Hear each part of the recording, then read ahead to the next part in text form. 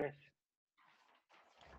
Muy buenas tardes, tengan todos ustedes. El Instituto Politécnico Nacional y la Escuela Superior de Ingeniería Mecánica Eléctrica, celebrando sus 33 años de vida, tiene el honor de recibir esta tarde al ingeniero Omar Hernández Gómez, egresado de la generación 2010-2015. El ingeniero actualmente es Lead Operation Engineer en GELA, México. Él estuvo también como proyectista mecánico en WEG y becario de Ingeniería de Producto en ASA Abloy.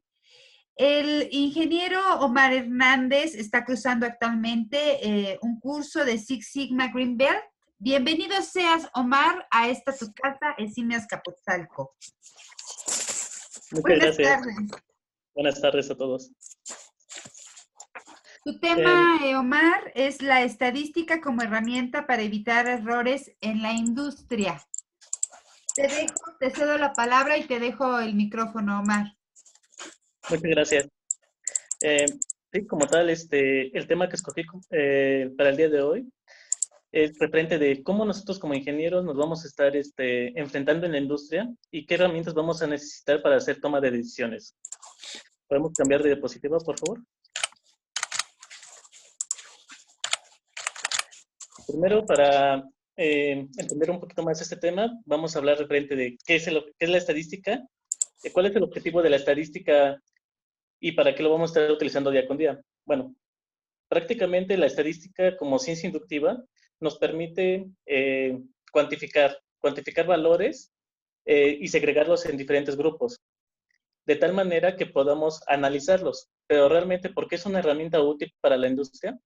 Esto es debido a que, como tal, nos permite analizar datos y transformarlos en información útil para la toma de decisiones. Prácticamente esos datos nosotros los vamos a convertir en variables que pueden modificar, optimizar ciertos procesos y empezar a hacer optimizaciones en base de ellos. Esa es la importancia realmente que nos va a dar la estadística en nuestra futura vida como ingenieros.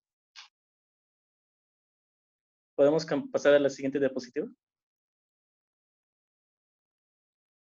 Ahora bien, ¿cómo lo vamos a emplear en nuestro trabajo día a día como futuros ingenieros? Prácticamente un ingeniero como tal debe de estar siempre tomando decisiones referente a niveles de producción, propuestas acerca de optimización de procesos.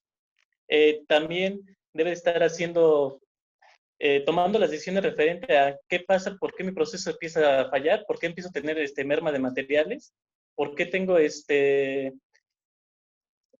bajos rates de producción. Son varias cosas que se necesitan analizar, pero para nosotros poder tomar una decisión que vaya a afectar a la productividad o a los intereses de la empresa, necesitamos sostener ese tipo de propuestas en base de datos. Un ingeniero no puede llegar sin datos a proponer algo, debido a que tendría un argumento carente de validez. No lo podemos sustentar con nada. Entonces, prácticamente, ¿qué necesitaríamos nosotros para una toma de decisiones?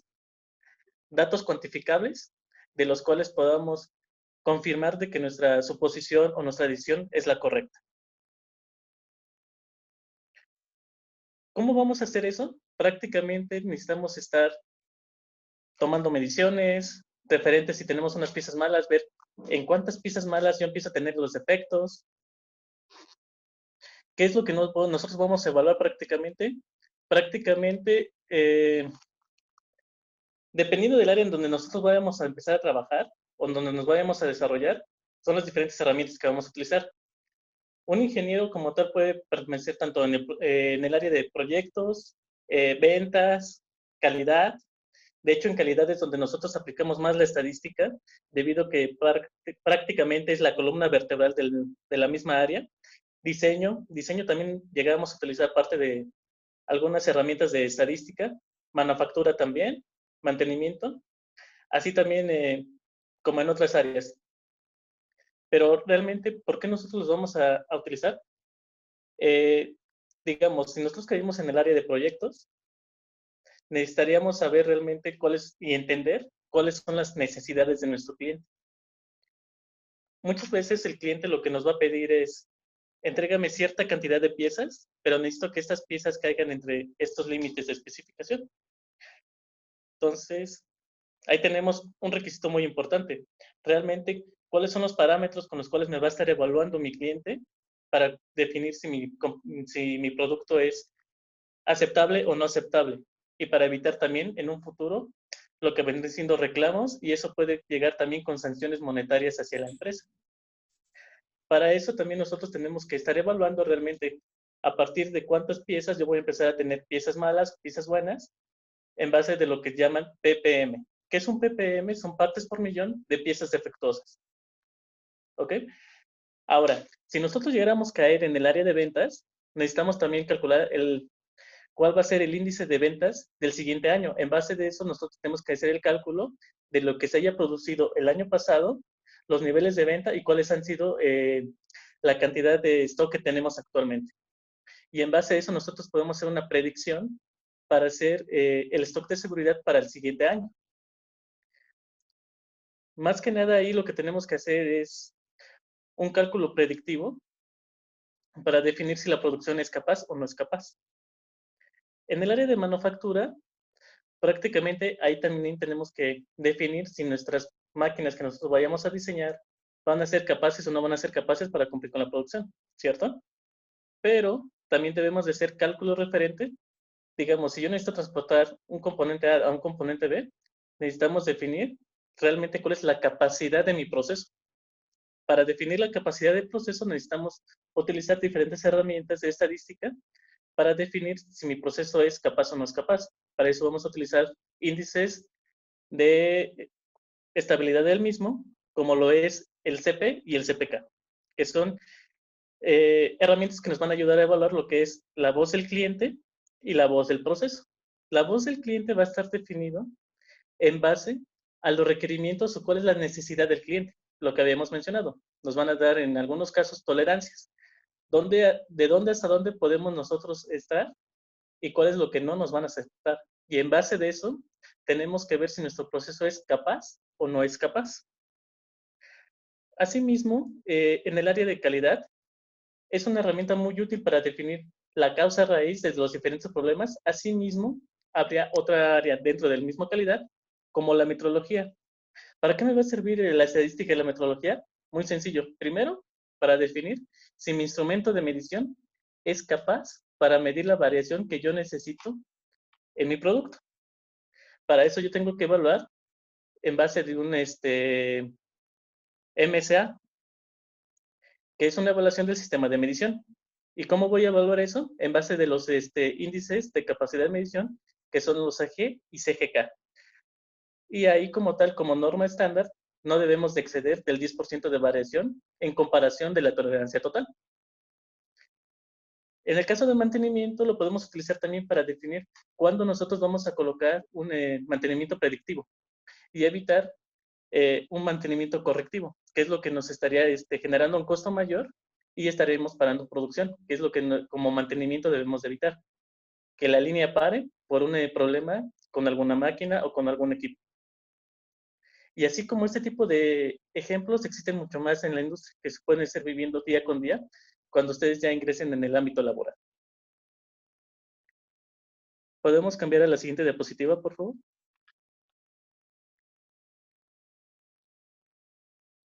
Ok.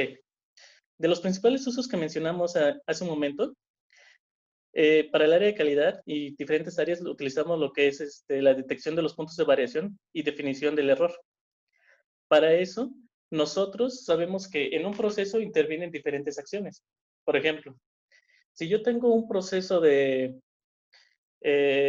fresado de material, voy a tener mi material, mi máquina, voy a tener el operador, que van a estar involucrados durante el proceso.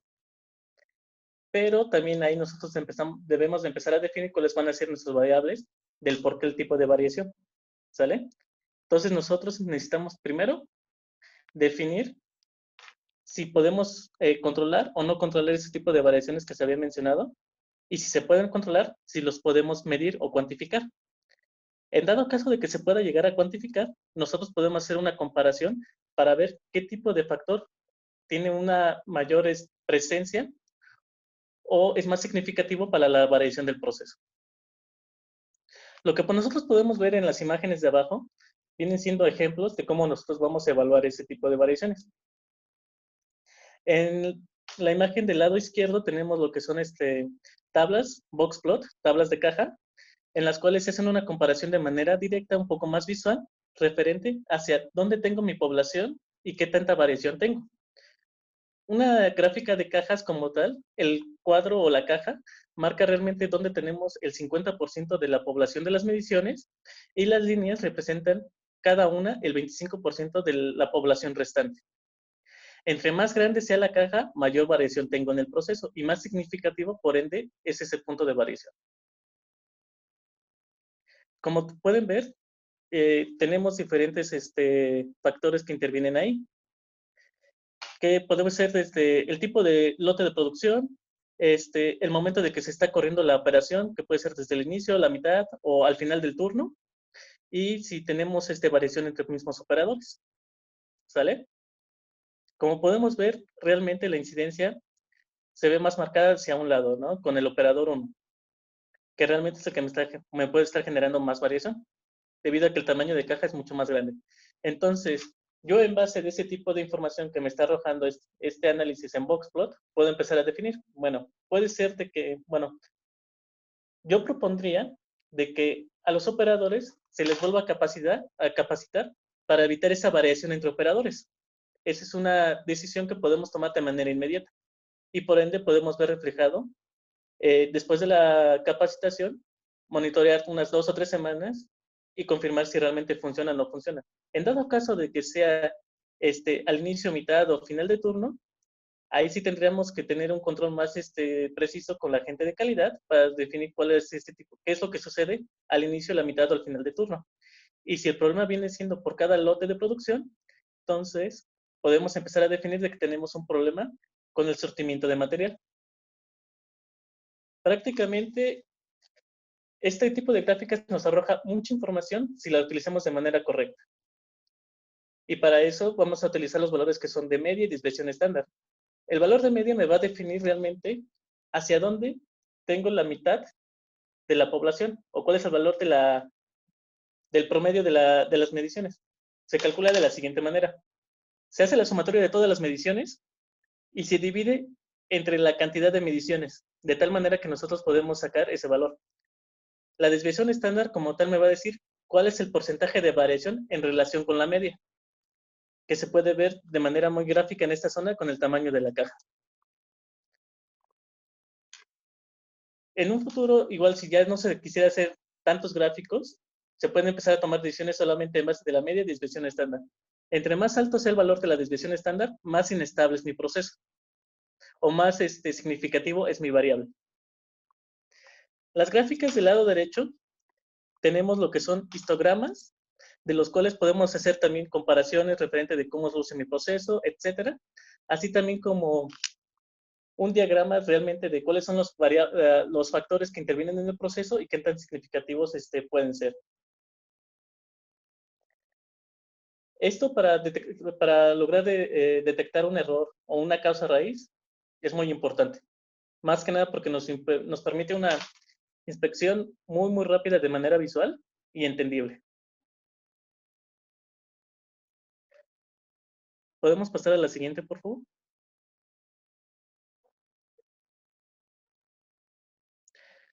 Referente a lo que habíamos mencionado de diapositivas anteriores, a la capacidad de proceso, que lo vamos a ver más como ingenieros enfocados en manufactura, podemos agarrar la imagen del lado izquierdo como ejemplo. Ahí tenemos 4 condiciones diferentes. Prácticamente es una persona lanzando dardos y lo que se estaría efectuando es ver quién es el mejor de ellos, ¿cierto? Tenemos que de los 3 tiros de condiciones diferentes, ninguna dio en el centro, solamente una se acercó más. Si me llegaran a preguntar realmente con quién me quedaría de esas 2 personas, mi respuesta sería con ninguna, porque no me garantizan realmente que siempre voy a cumplir con colocando el dardo en el centro. Ahora bien, tenemos otras 2 imágenes en esa misma imagen del lado izquierdo, pero un poco más a la derecha, con más número de tiros, donde vemos que una persona logró acertar todas en el centro y otra persona logró acertar todas, pero abajo del centro del aro. Podríamos decir de que las dos personas son muy buenas porque siempre repiten en la misma posición, pero a mí como cliente solamente me va a interesar el que repite siempre en la misma posición, pero en el centro. ¿Por qué? Porque me está garantizando de que me va a entregar piezas bien y que van a estar siempre en el centro de las tolerancias que yo le estoy solicitando. Entonces, por ende, voy a tener prácticamente un 99.97% de probabilidad de que las piezas que me vaya a enviar estén correctas. Esto es en base de que vamos a tener prácticamente un ppm de 3. ¿Se imaginan un tamaño de ppm de 3? De 3.4, 3.5. Esto me quiere decir que por 1 millón de piezas fabricadas, yo voy a tener 3 o 4 piezas malas, lo cual es un rate bastante alto. Y es muy conveniente para la empresa porque prácticamente no estamos teniendo defectos. Y eso es lo que buscamos en la empresa, no tener defectos, porque los defectos nos generan un costo negativo para la producción, que por ende se transforma tanto en tiempo extra para compensar esas piezas que se le dieron mal, así también como para costo de material y costo de mano de obra, que es lo que se tiene que evitar. Y en dado caso de querer recuperar esas piezas, tendremos que retrabajar. Eso lo hablaremos en diapositivas posteriores, pero lo que también me gustaría resaltar de esta diapositiva es la imagen del lado derecho. ¿Por qué? Porque como tal me está hablando acerca de qué es el CP y CPK. Si se acuerdan bien, yo les había mencionado que necesitamos evaluar tanto la voz del cliente como la voz del proceso. Bien, la voz del cliente es referente de dónde el cliente quiere que estén sus piezas. Puede ser de que yo esté haciendo, no sé, unos tejos de acero de 16 centímetros y el cliente me diga, ¿sabes qué? Yo necesito esas piezas, pero necesito que tengas una tolerancia más o menos 0.5. ¿Ok? Entonces, lo que tengo permitido es un tejo con una longitud de 15.5 como mínimo y un tejo como máximo de 16.5. Yo para asegurar eso necesito ver qué tan capaz es mi cortadura para garantizar de que el corte siempre vaya a estar oscilando entre esas dimensiones. Es por eso que hacemos este tipo de análisis. La campana de Gauss me representa la variación que voy a tener durante el proceso. Y lo que vamos a tener al lado, lo que es LSL, es el límite inferior de especificación, y USL es el límite superior de especificación, nada más que están en sus siglas en inglés. Lo ideal es de que nosotros tengamos realmente la media en el centro de la tolerancia y la desviación estándar lo más cerrado posible, para que de esta manera nosotros estemos cumpliendo y tengamos un valor de CPK elevado. El valor de CPK está en función de la media y las tolerancias.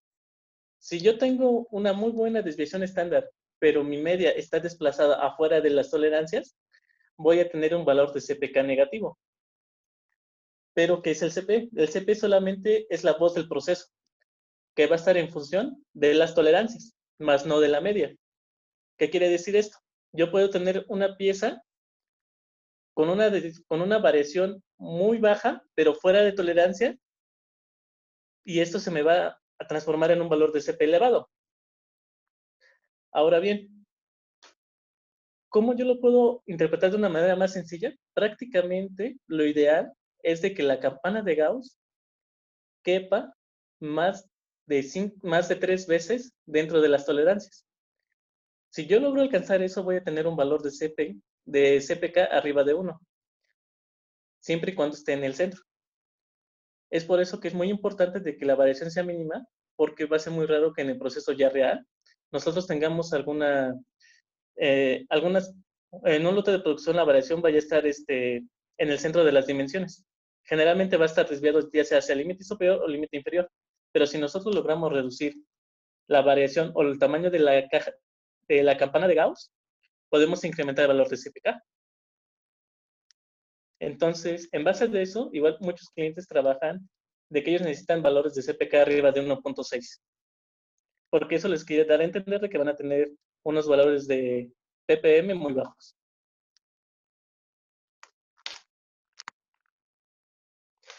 ¿Podemos cambiar a la siguiente, por favor?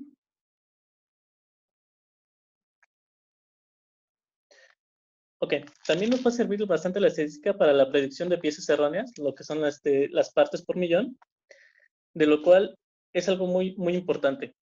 ¿Por qué? Porque también va a haber situaciones en las cuales nos vayan a hacer preguntas de qué porcentaje de piezas yo voy a tener fuera o fuera de dimensiones y por ende van a ser desperdicio. Y si yo llegara a tener unas piezas defectuosas, hay dos caminos. El primero sería tirarlo, lo cual se convertiría en scrap, y la otra es ver si podemos retrabajar esa pieza. Pero ¿qué pasa si yo retrabajo esa pieza? Incremento el tiempo de producción, incremento el costo de la pieza porque van a ser las piezas más caras que yo voy a producir, porque le estoy invirtiendo un trabajo adicional y por ende le voy a pagar adicionalmente al operador para que pueda hacer ese tipo de trabajo. Digamos, si yo necesitaba solamente para esa operación 15 operadores, ahora voy a necesitar 16 para que pueda hacer ese tipo de retrabajo, que es algo que se debe de eliminar. Y para este tipo de cálculos referente de cuántas piezas van a estar bien y cuántas piezas van a estar mal, podemos utilizar lo que en la estadística se le conoce como cálculo de distribución normal. ¿De qué se trata el cálculo de distribución normal? Prácticamente voy a utilizar como de referencia los valores de media, desviación estándar. En base a esos valores de media y desviación estándar, voy a hacer un aproximado en porcentaje de cuánto del 100% de piezas voy a tener dentro de especificación o fuera de especificación. Lo cual es una herramienta bastante útil. Nos genera también una gráfica de una campana de Gauss y se puede interpretar de una manera muy sencilla y de manera visual. ¿Podemos pasar a la siguiente, por favor?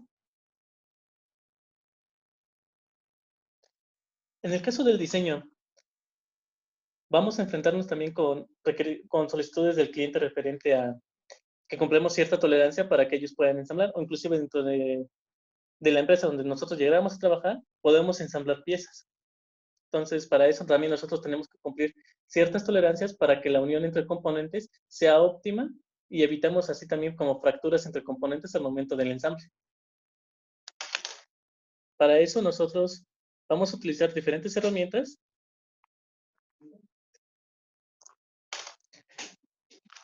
como lo que se le llama stack de tolerancias, que es prácticamente la sumatoria de los diferentes factores que voy a tener o que me van a afectar para cumplir con esa solicitud que me está pidiendo el cliente. ¿Esos factores qué van a hacer? Primero, sería ver el espacio disponible que nosotros vamos a tener para la unión de los componentes, así también como el tipo de material, debido a que en base del tipo de material va a ser el proceso que voy a utilizar. Y como tal, todos los procesos sabemos que no son ideales, entonces tenemos cierto tipo de variación natural del mismo. No es lo mismo hacer una pieza maquinada que una pieza inyectada. Vamos a tener diferente tipo de deformaciones o diferente tipo de variaciones entre las mismas. Así también como no es lo mismo trabajar con una pieza metálica, que es completamente rígida, como con una pieza plástica, que prácticamente es un material maleable y se llega a deformar muy fácil. Y en base de todo eso, nosotros tenemos que hacer el cálculo, ver realmente entre dónde va a oscilar la variación y también podemos determinar el tiempo de vida útil de los componentes que vamos a utilizar para la manufactura del mismo. Y una vez nosotros considerando todo eso, podemos hacer la sumatoria de tolerancias y ver si realmente lo que nos está pidiendo el cliente es alcanzable o si necesitamos proponerle que se modifiquen las tolerancias. Entonces, en parte de diseño es lo que se va a estar enfrentando el ingeniero día con día, revisar realmente si lo que nos están pidiendo es alcanzable, no es alcanzable, si es funcional, no funcional, y qué pasaría si yo utilizo dimensiones diferentes. Pero en base a eso nosotros tenemos que sustentarlo, en base de simulaciones, en base de predicciones, en base de datos cuantificables que se pueda presentar y de esa manera sustentar nuestro argumento. ¿Podemos pasar a la siguiente, por favor? Como tal, como pueden ver, realmente es un tema bastante interesante. Como nosotros, en mi caso personal, como estudiante, cuando cursé las materias de estadística, así como análisis económico. Realmente nunca pensé que fuera a trabajar de lleno en este tipo de temas y por eso a veces no le damos la atención necesaria que merecen, ¿no? Pero realmente todas las asignaturas que nosotros que nosotros llevamos a cabo durante la carrera tienen un porqué. ¿Por qué nosotros estamos cursando eso? Porque realmente nosotros lo llegamos a necesitar en un futuro. Desde humanidades que nos enseñan a cómo nosotros debemos de pararnos en público, cómo presentar los temas, es algo muy importante que se debe de aprender debido a que, créanme, en la industria pueden haber ingenieros muy buenos, pero si no saben expresar sus ideas, no saben plasmarlas, no saben transmitir su idea, no son escuchados y eso también es un stopper para que puedan seguir creciendo. Asimismo, como en el caso de la estadística, que es una herramienta que nos permite tener no solamente detección de errores, sino también un mayor control durante los procesos y de una manera más cuantificable definir si nuestro proceso o nuestro proyecto va en el buen camino o mal camino. Así también como nos ayuda bastante para la definición de experimentos, más que nada para definir el tipo de variables que nosotros debemos estar modificando y confirmar realmente si esos cálculos que hicimos están bien o están mal. Por mi parte sería todo. Les agradezco mucho el tiempo que se tomaron para escucharme y pues yo creo que seguimos con la sesión de preguntas.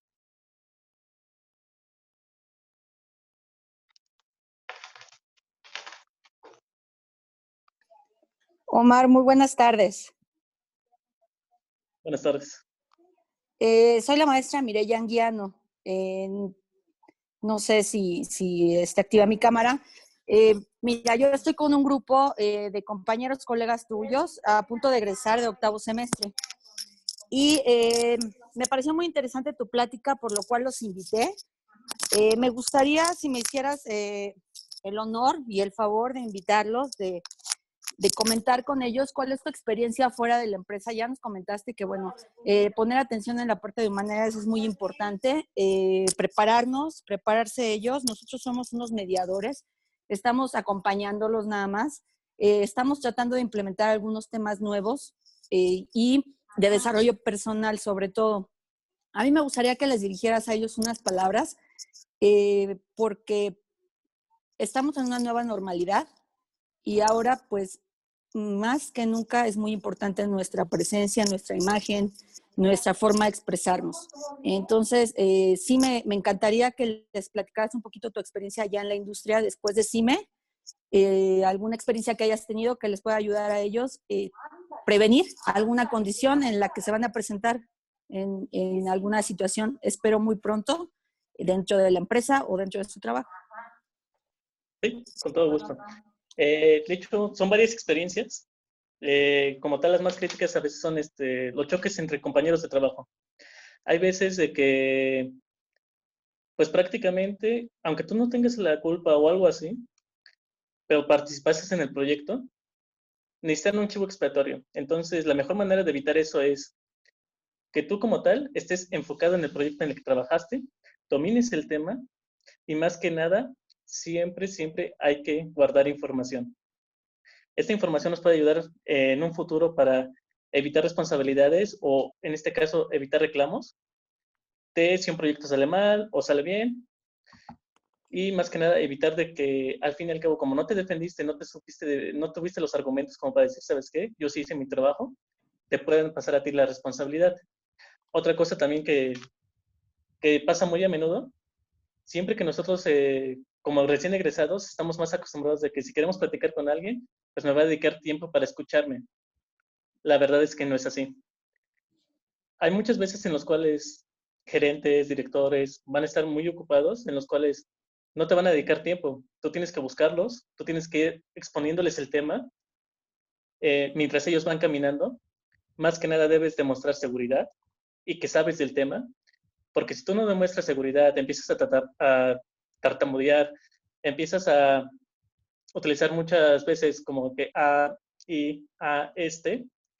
vas a perder la atención de este tipo de personas y no te van a dar el soporte que tú necesitas. Así también como hay que perderle bastante el miedo al inglés.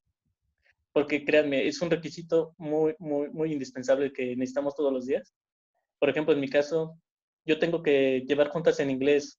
Prácticamente de las 10 juntas que llevo al día, 4 son en inglés y 3 yo las organizo para presentar mis resultados a otras personas.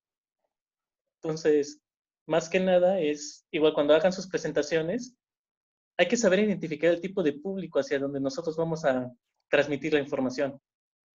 No podemos ser muy técnicos con personas que ya son directores, porque como tal vamos a perder la atención. Ellos quieren que nosotros les expliquemos el tema máximo en 3 minutos.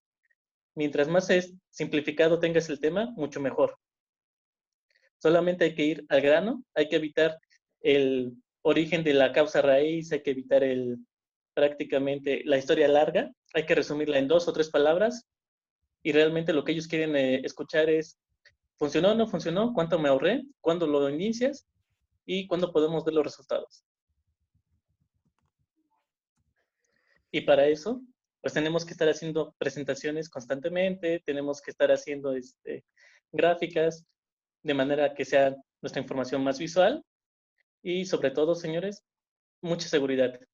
Igual, el porte con el que ustedes lleguen va a hablar mucho de cada uno como profesionistas, así como de la vestimenta. Nosotros igual no podemos llegar a trabajar completamente desfajados. Por ejemplo, en mi caso, pues ahorita estoy utilizando una playera polo, pero digamos no puedo llegar con una playera de un equipo o algo porque también va a verse reflejado como que no tengo compromiso, no sé de lo que estoy hablando y realmente que no soy una persona confiable. Y más que nada es también trabajar en situaciones de estrés, créanme. Hay veces en las cuales las mismas circunstancias van a estar obligando a los ingenieros a rolar turnos, a trabajar más de 8 horas, lo cual es algo un poco pesado, pero esto también se da a veces en base de que no se hizo el trabajo desde el inicio bien. Entonces, hay que tener también mucho cuidado con eso. Eh, si podemos darle unas 2 o 3 revisadas a un trabajo antes de enviarlo, es lo mejor que podemos hacer, porque en base a eso podemos reducir el tiempo extra que nosotros vayamos a necesitar en un futuro, ¿no? Y lo más importante, señores, igual hay que aprender a leer planos y manejar el GD&T si quieren llegar a diseño o otro tipo de áreas. Muchas gracias. De nada. ¿Alguna otra pregunta que tengan tus alumnos, maestra? Jóvenes, ahora o nunca, vamos a aprovechar el tiempo. Tenemos a un colega de ustedes y por ahí creo que tenían una pregunta algún alumno. Sí, ellos la palabra, Omar, a Moisés Vaccina Hernández. Moisés, ¿puedes abrir tu cámara, por favor? Buenas tardes. Buenas tardes. La verdad, redundando la presentación, no ando presentable porque andaba trabajando. Pero bueno,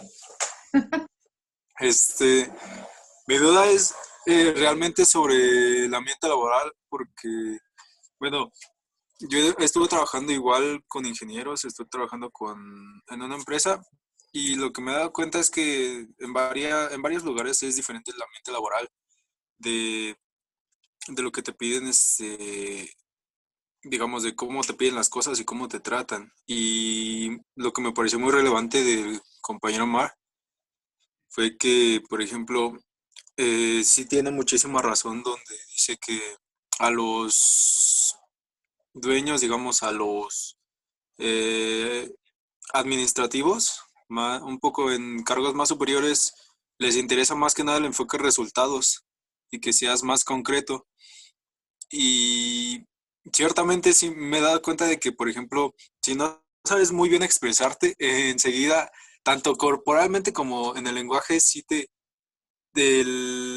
tu superior, digamos, se voltea la cara y se enfoca en otro lado. Entonces, mi pregunta es si cree que, bueno, o ha trabajado en otras empresas donde realmente el ambiente laboral sea así tan, digamos, enfocado realmente en solamente los puros resultados o hay algún ambiente donde haya trabajado que sea más enfocado en el trato con las personas y en los resultados, no solamente como que tratar a las personas como máquinas y así. Sí, a lo mejor me entiende mi pregunta, no sé. Sí, sí, como tal, sí la comprendo. Realmente, bueno, lamentablemente, en todas las empresas en las que he estado, así han sido los ingenieros, ¿eh? Más los que tienen mucho más experiencia y que están en unos niveles más bajos que los tuyos. Porque realmente ahí a ellos les cuesta un poco más de trabajo asimilar de que tú puedes estar más preparado que ellos. Y no solamente entre ingenieros, sino también con la gente de producción. Realmente, la carrera que nosotros elegimos está más orientada a resultados y también es una constante lucha de egos, ¿va? Sí, Y no solamente es en las empresas donde he estado, también por mi posición, tengo que estar en constante comunicación con clientes y defender temas.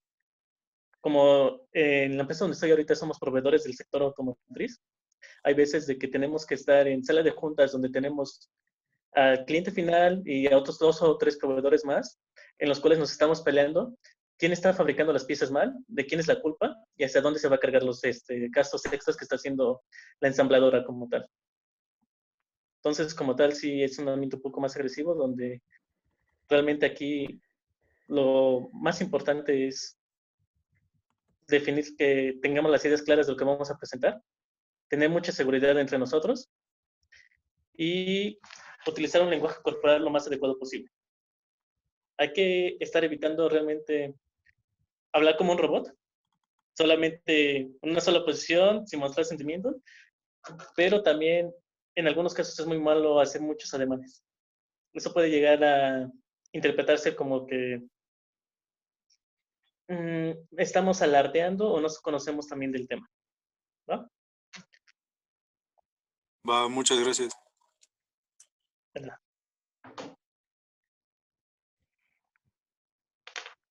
¿Alguien más que quiera aportar o preguntarle algo al ingeniero Hernández? Este es el momento. A mí me gustaría preguntar.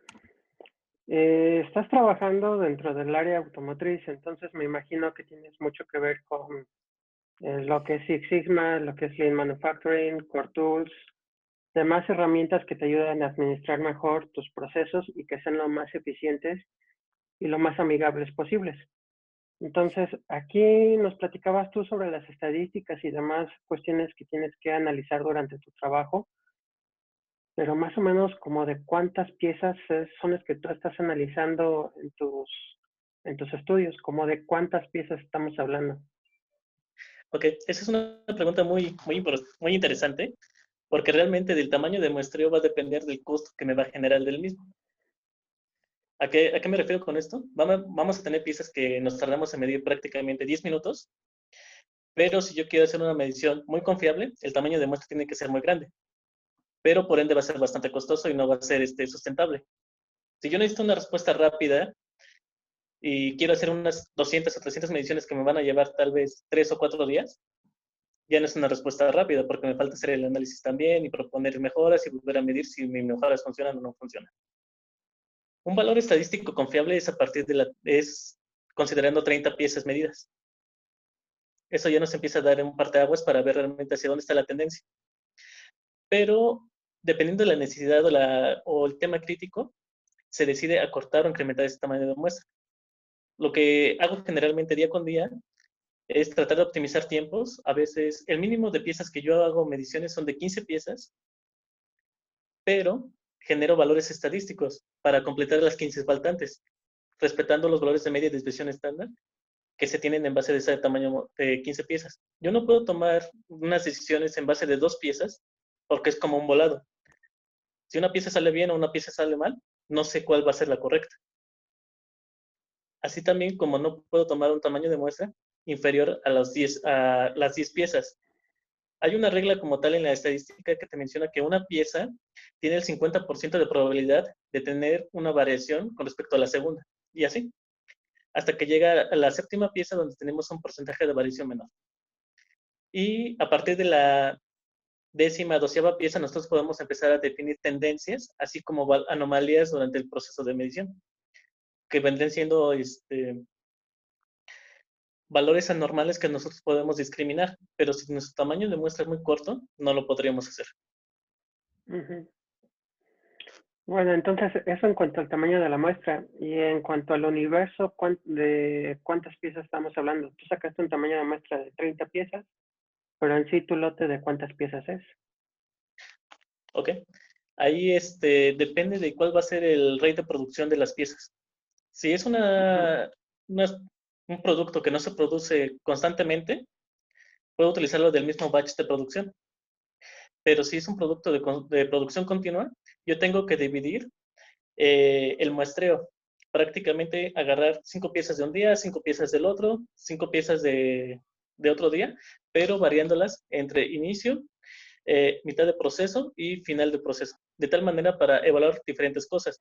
Primero, para ver si no tengo una variación entre batches de producción. Y segundo, para ver si no tengo una variación durante el mismo turno de producción.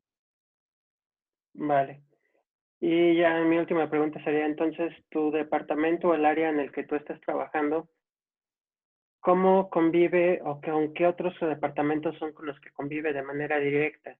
¿A quién es el que le va a servir la información que tú obtienes y cómo la va a aplicar esa información? ¿Ok? Yo como Lead Operator Engineer tengo que estar en contacto con todas las áreas de producción y de diseño. Como tal, yo lo que tengo que hacer son memorias referentes de los problemas que se tuvieron con cada proyecto para que la gente de diseño utilice las lecciones aprendidas para la especificación o definición de tolerancias de proyectos similares en un futuro. Asimismo, como también participo desde la negociación de tolerancias para, en base de los procesos y en base del tipo de material, definir si ya en producción real es alcanzable o no es alcanzable. Yo participo bastante con diseño, manufactura, tanto equipo de inyección como de ensamble. Asimismo, participo con el área de proyectos, o en este caso también puede ser ventas, el sector de calidad, porque el seguimiento que se le da es completo. No solamente es de que ya se fabrican las primeras piezas, salieron bien, va, yo me olvido del proyecto, no. Sino hasta que el cliente libera y acepta que el proyecto está bien y nos libera el pago completo. Entonces, hay veces de que se levantan quejas con el área de calidad y yo brindo soporte para elaborar la información de tal manera que nosotros podamos, ya sea elaborar un plan de acción para eliminar ese tipo de defectos o definir que realmente el error no viene de nosotros. Así Bueno, también, en- entonces nos comentabas que ahorita estás trabajando en Gela y pues forma parte de la industria automotriz, es un Tier 1 de la industria automotriz, pero por lo mismo me llama a mí la atención de qué tan pequeñas son las tolerancias que ustedes manejan. No sé si nos puedas dar un ejemplo de alguna pieza en particular que nos digas más o menos ahí qué tolerancias estuvieron manejando y los materiales que estuvieron utilizando para darnos nosotros una idea de lo que estamos hablando. por ejemplo, en un caso práctico de calaveras, llegamos a utilizar tolerancias de más o menos 0.5 milímetros.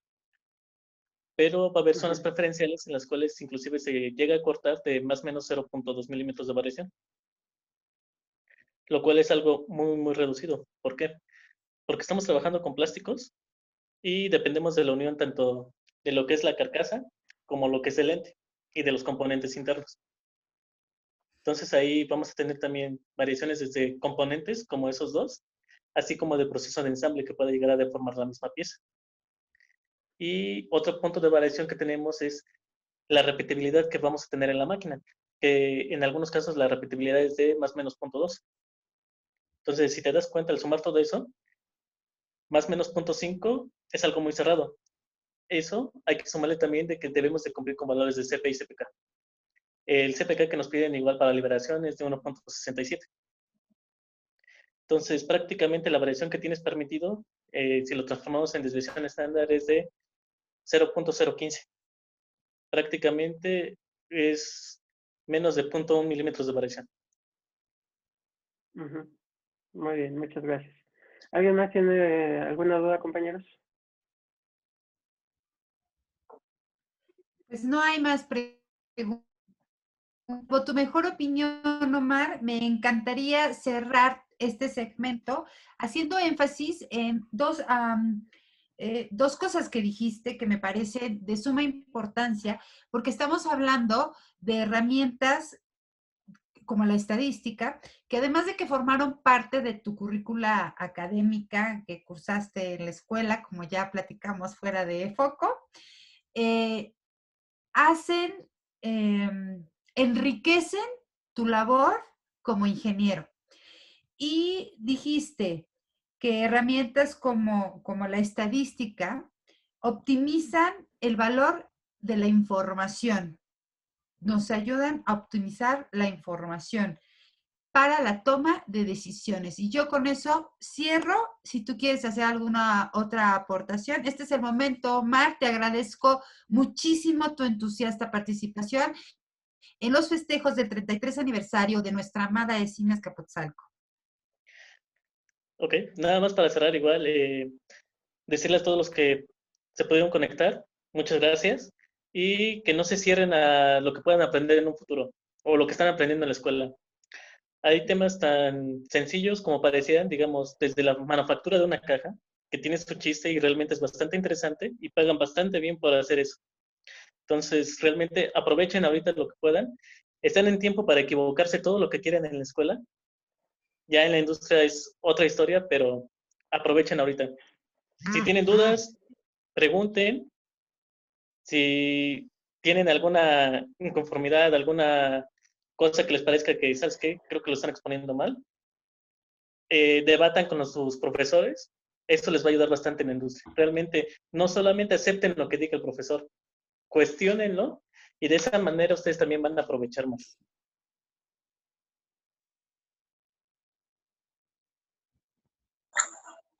Jefe Vale, Gerardo, pues. ¿quieres aportar algo más para cerrar?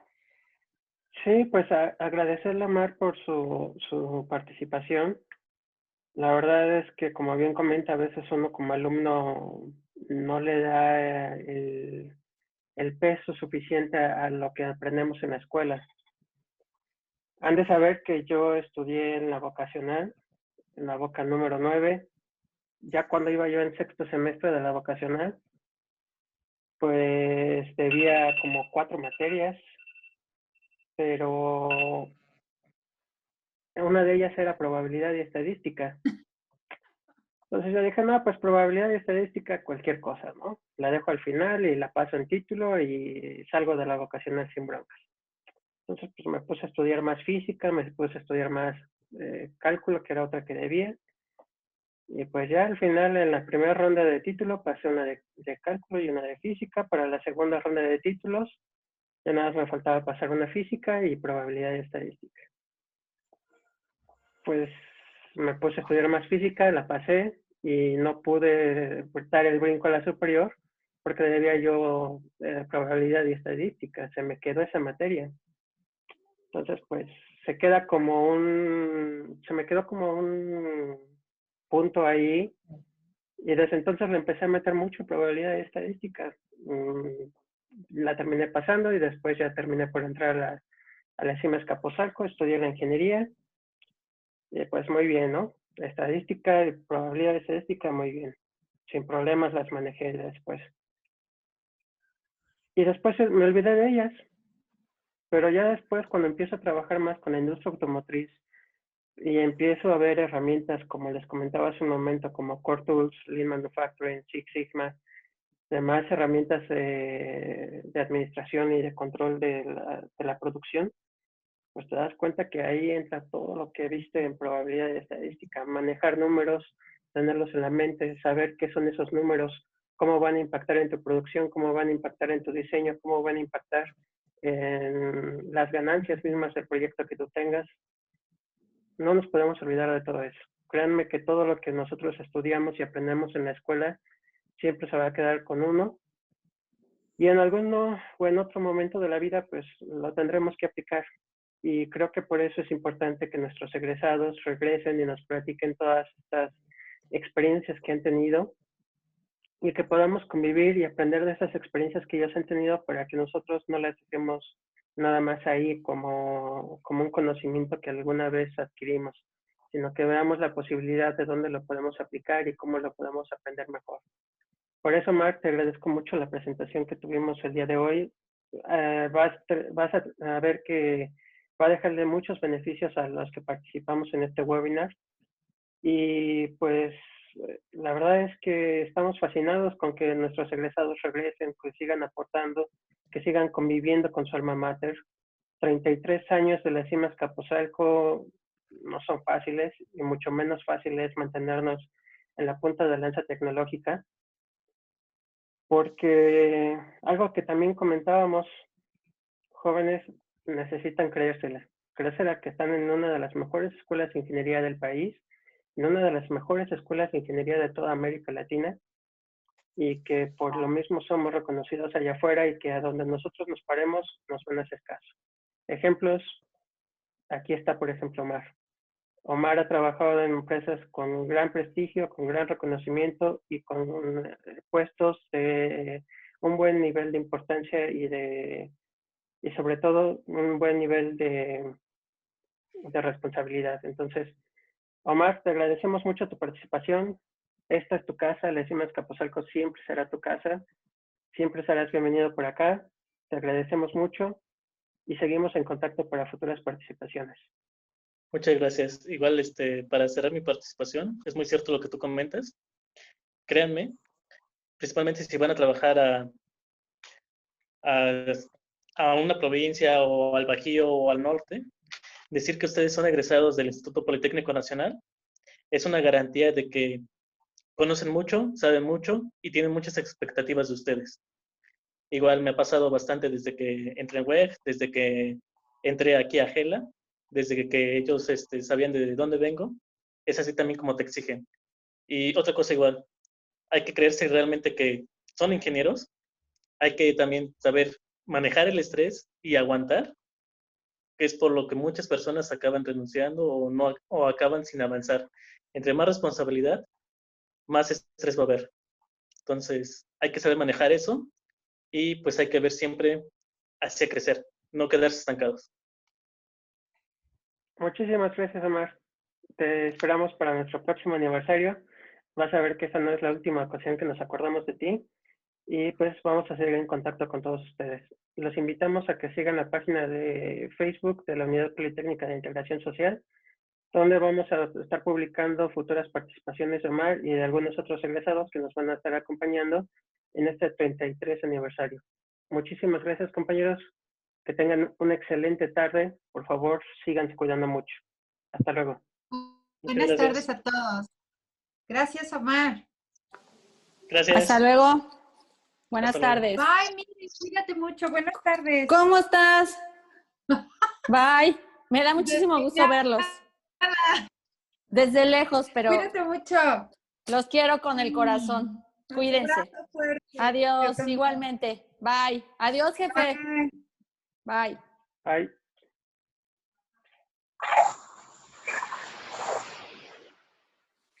¿Nos debes la foto del recuerdo, jefe? No me recordaste. No te recordé. ¿Ya No. se fue Omar? No, No, aquí Omar, sí. yo todavía te- no, pero- Ay, entonces, ponlo a él al centro si quieres. Oye, ya Ahorita me lo mandó tomamos. ya me mandó, el ingeniero que me preguntaste, ya me mandó. Ah, ok. Ahorita Ok, te lo yo me envío. desconecto. No, Hasta no te luego. salgas porque va a tomar Ok. una foto del Inge. Espera un segundo. Ya Tú la nos tomé. dices. ¿Ya la Ya tomaste? la tengo. Ujú. Ok. El que Sí, se mueve Omar, no muchas sale. gracias. Estamos en contacto. Adiós, buenas Gracias. tardes. Saludos. Te reenvío ahorita los datos del ingeniero, ¿va? Ok, Vale, Te mando muchas perfecto. tu gracias. foto. Ujú. Ok. Cuídense. Bye.